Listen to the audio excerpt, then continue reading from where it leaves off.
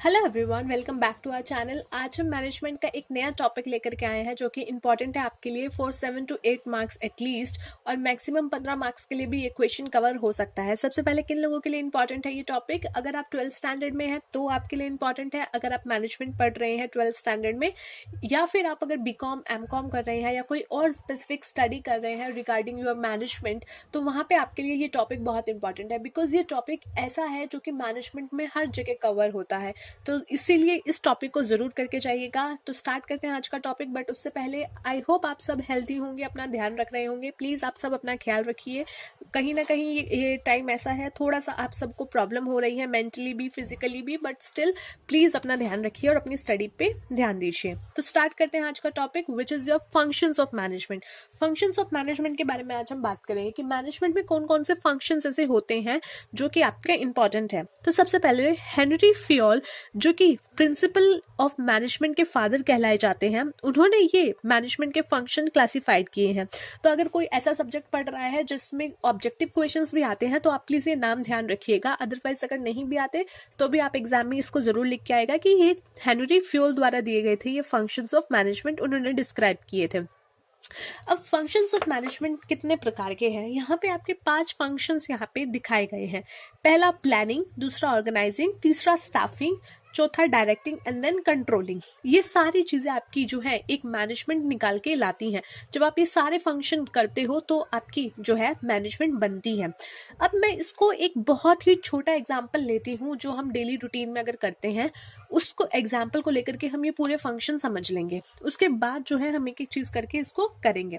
सबसे पहली बात, फॉर एग्जाम्पल हमारे किसी एक फ्रेंड का बर्थडे है, जिसने ये कहा कि आप मेरे लिए जो है एक पार्टी मैनेज कर लो, एक पार्टी जो है आप मैनेज कर लो। तो वो चीज उसने हमको आकर के बोली। अब हम बहुत अच्छे लोग हैं, हमने कहा कि चल ठीक है, हम तेरे लिए मैनेजमेंट कर देंगे, सारा जो भी पार्टी का प्लानिंग है वो सब कर देंगे। तो सबसे पहली चीज हम क्या करेंगे? प्लान करेंगे।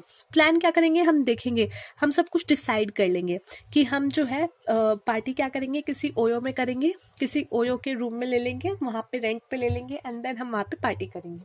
ये हमने ऑलरेडी पहले प्लानिंग कर ली। हमने ये सोचा कि एक केक आएगा, डेकोरेशन जो है बलून्स की डेकोरेशन हो जाएगी, एंड देन चॉकलेट केक होगा, ठीक है, ये फ्रेंड्स हम बुला लेंगे, ऐसा सा हम कर लेंगे।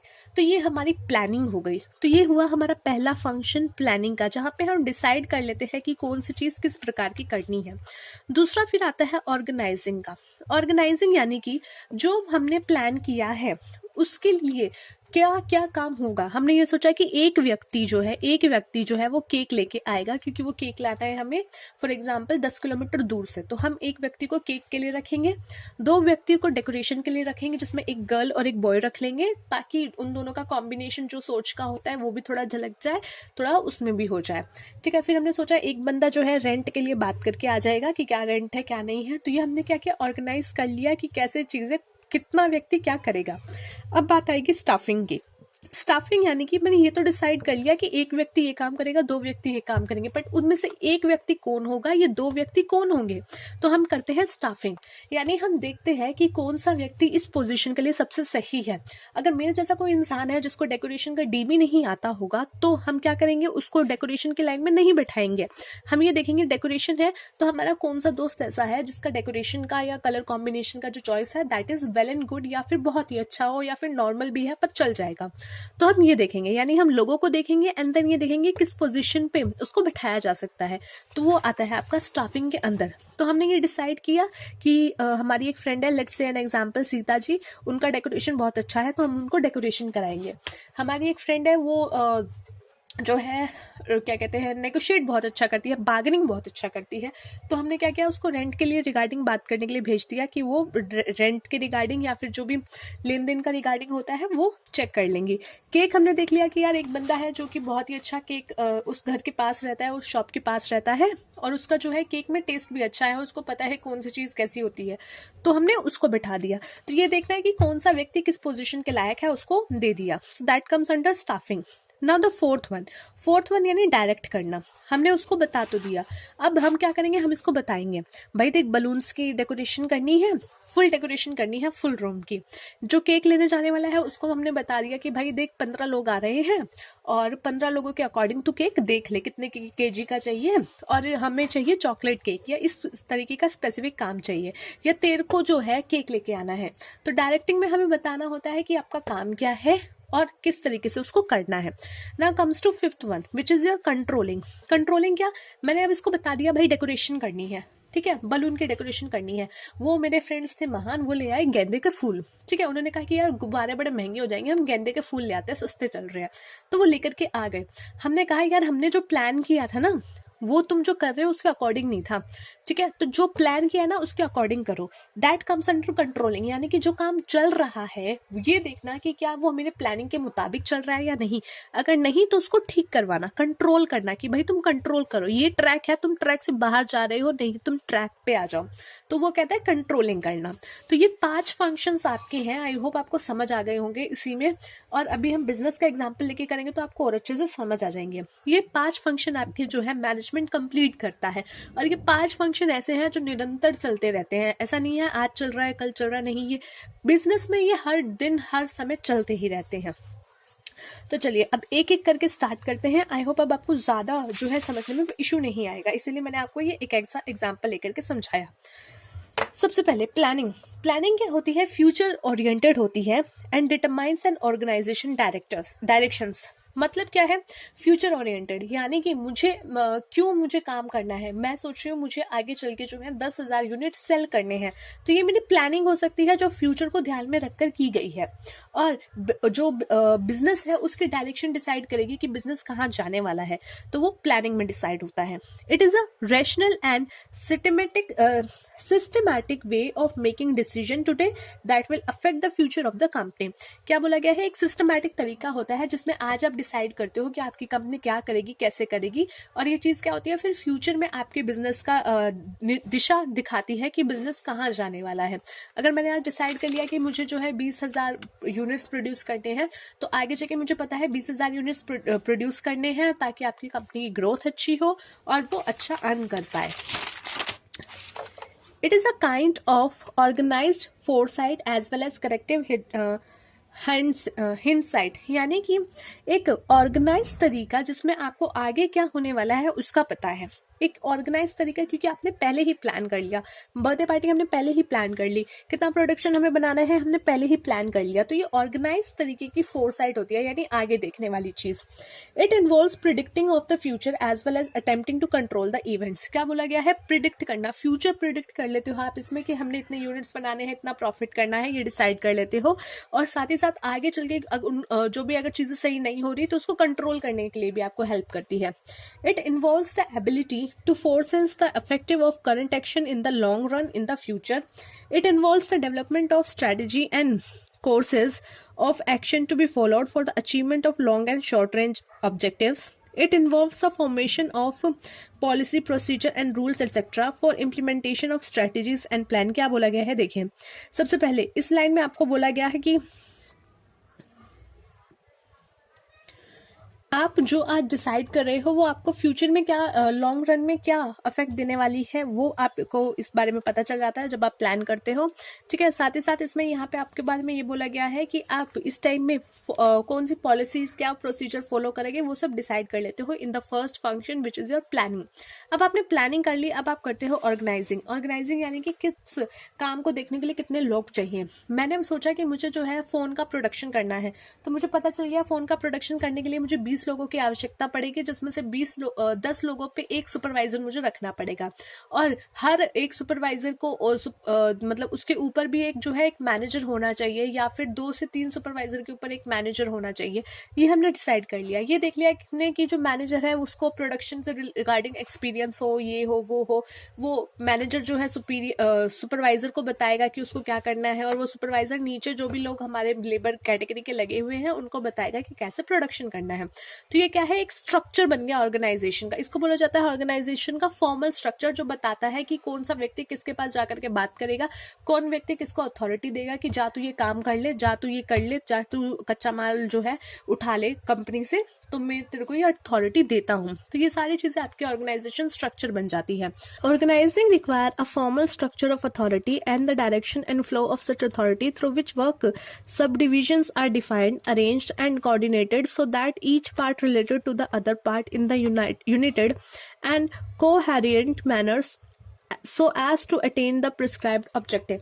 क्या बोला गया है कि ऑर्गेनाइजेशन में आप क्या करते हो, एक फॉर्मल स्ट्रक्चर बना लेते हो जिसमें डिसाइड कर लेते हो कि कौन सा व्यक्ति किसको अथॉरिटी देगा और कौन सा उसके सब डिविजन्स बन जाते हैं। जैसे मान लो फॉर एग्जांपल हमने एक कंपनी बनाई है, हमने कहा कि यहाँ पे जो है मैनेजर डायरेक्टर होगा, ठीक है, एमडी होगा, उसके नीचे आपके हर डिपार्टमेंट, मान लो 5 डिपार्टमेंट है, एक प्रोडक्शन डिपार्टमेंट, एक अकाउंट्स डिपार्टमेंट, एक आपका सेलिंग डिपार्टमेंट, एक आपका एडमिनिस्ट्रेशन डिपार्टमेंट एंड एक आपका जो है दूसरा डिपार्टमेंट एडवर्टाइजिंग डिपार्टमेंट ले लीजिए।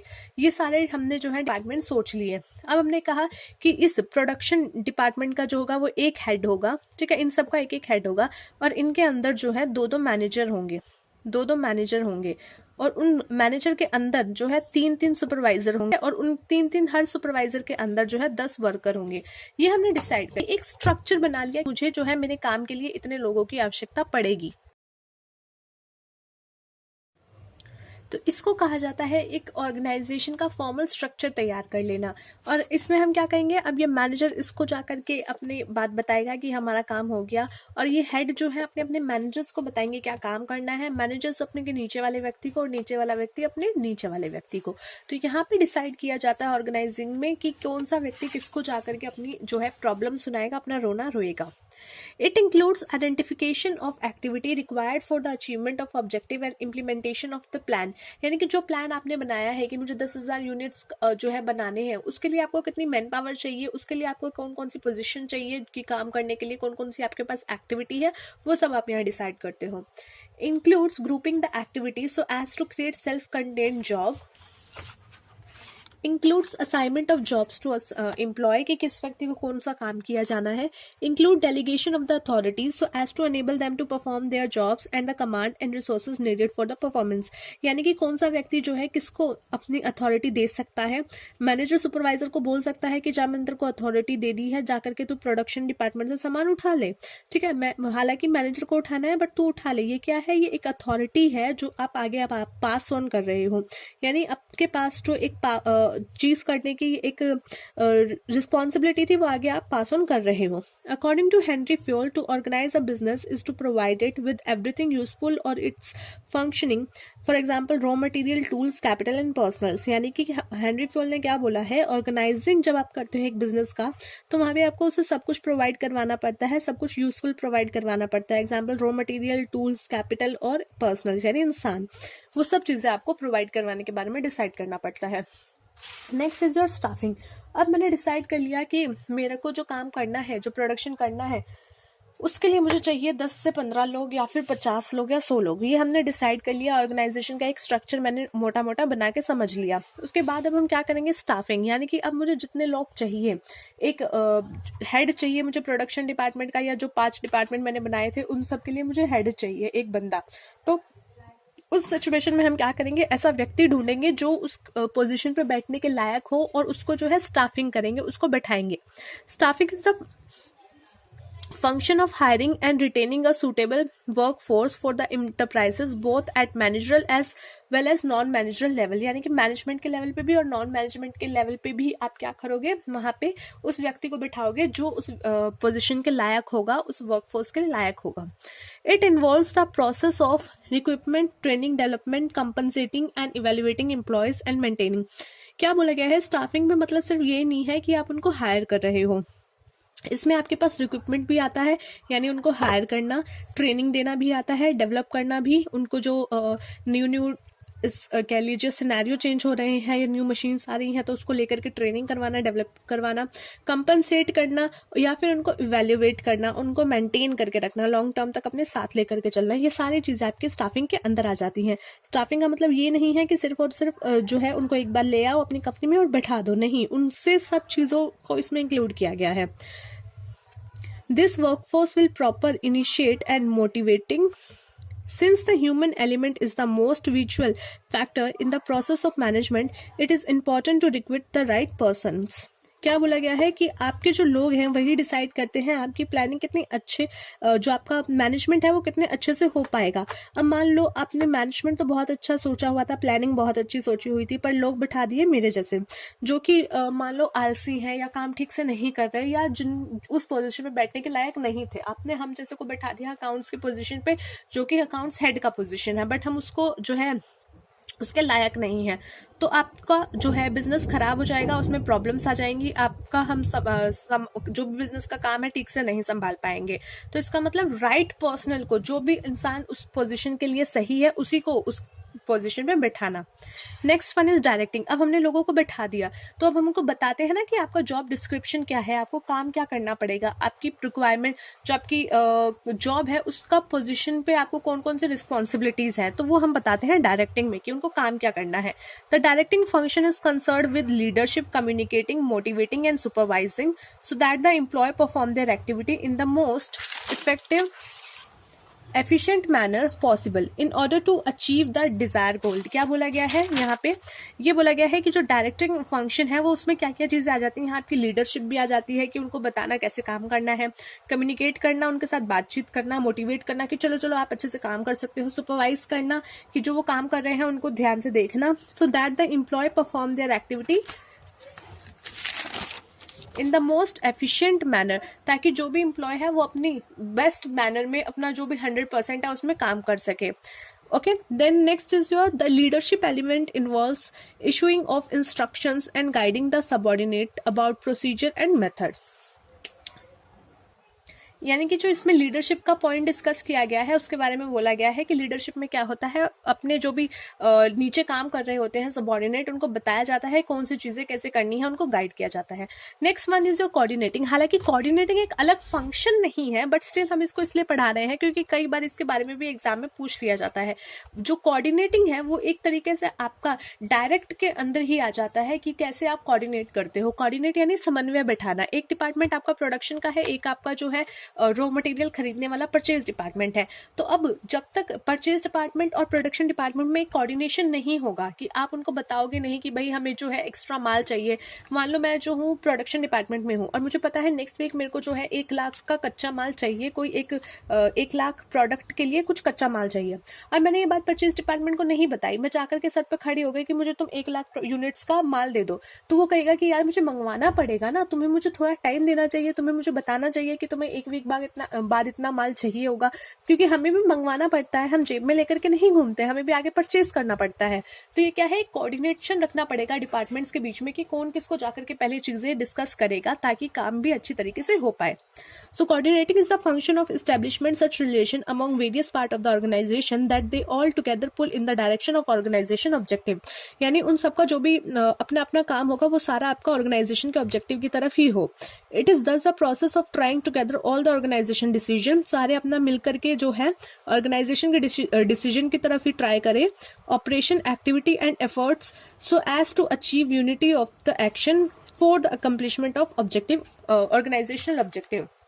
यानी कि सबका काम जो भी होगा मिलजुल के ऑर्गेनाइजेशन के ऑब्जेक्टिव को कंप्लीट करने के लिए ही हो। Now the next function and last function which is your controlling, 5th function actually, ठीक है, इसको आप 5th फंक्शन लीजिएगा। कंट्रोलिंग में क्या करते हैं, अब किसी व्यक्ति को आपने काम बताया कि आप एक हेड हो, एक मैनेजर हो, आपने बताया कि आप जो है इतना काम कर लीजिए, आप जो है ब्लू कलर के पेन जो है उनका प्रोडक्शन कर लीजिए, बट उन्होंने क्या किया, ब्लैक कलर के पेन का प्रोडक्शन कर दिया। तो आप क्या करोगे, उनको कंट्रोल करोगे कि भाई आप गलत कर रहे हो, आप इसको ठीक करो, आप सुधारो, या फिर आपने कुछ प्रोडक्ट बोला था स्पेसिफिक कि आप इसको ऐसे ऐसे करो, बट वो उस तरीके से ना करके थोड़ा सा उसमें चेंजेस कर रहे हैं या कुछ गलत तरीके से ले जा रहे हैं, तो उनको कंट्रोल करना, that you guys are doing it wrong in a wrong way, आप इसको ट्रैक पर ले आइए। So the function of control consist of those activity that are undertaken to insure that the events do not deviate from the pre arrange plan. यानी कि जो आपने पहले प्लान किया हुआ है, प्री अरेंज प्लान आपने जो पहले डिसाइड किया हुआ है, उससे अलग ना जाए, ये चीज आप कंट्रोलिंग में देखते हो। The activity consist of establishment standards for work performance, measuring performance and comparing it to these set standards and taking corrective action as and when needed to correct and deviation. यानी कि आप क्या करते हो इस कंट्रोलिंग में, आप देखते हो कि जो स्टैंडर्ड आपने बनाया था और जो काम आप अभी कर रहे हो, यानी मैंने पहले सोचा था मैं 10,000 ब्लैक पेन जो है वो बनाऊंगी, लेकिन अभी क्या हो गया, अभी वो जो है ब्लू पेन बन रहे हैं, 500 ब्लू पेन, 60 ब्लू पेन, या जितना भी ब्लू पेन बन रहा है। तो हम देखेंगे कि जो मेरा स्टैंडर्ड था 10,000 ब्लैक पेन का, वो और जो एक्चुअल परफॉर्मेंस हुई है यानी कि ब्लू पेन की, उसका देखूंगी कि क्या इसमें कुछ डिफरेंस आ रहा है, क्या हमने जो प्लान सोचा था और जो निकल के आया है, जो हमने बना दिया, क्या उसमें कुछ डिफरेंस है। तो अगर हाँ डिफरेंस है तो हम उसको देखेंगे, कंट्रोल करेंगे, ठीक करेंगे, और जो हमारा प्लान स्टैंडर्ड हमने बना रखा था उसकी तरफ ले जाने की कोशिश करेंगे कि अगर कुछ भी डिफरेंस आ रहा है तो। ये थे आपके फंक्शंस ऑफ मैनेजमेंट। आपके लिए एग्जाम में 7 to 8 मार्क्स या मैक्सिमम 15 मार्क्स भी कवर कर सकते हैं, तो इसको जरूर अच्छे से करके जाइएगा। नोट्स आपको टेलीग्राम चैनल पे हम डाल देंगे। Thanks for watching. मिलते हैं नेक्स्ट वीडियो में एक अगले टॉपिक के साथ।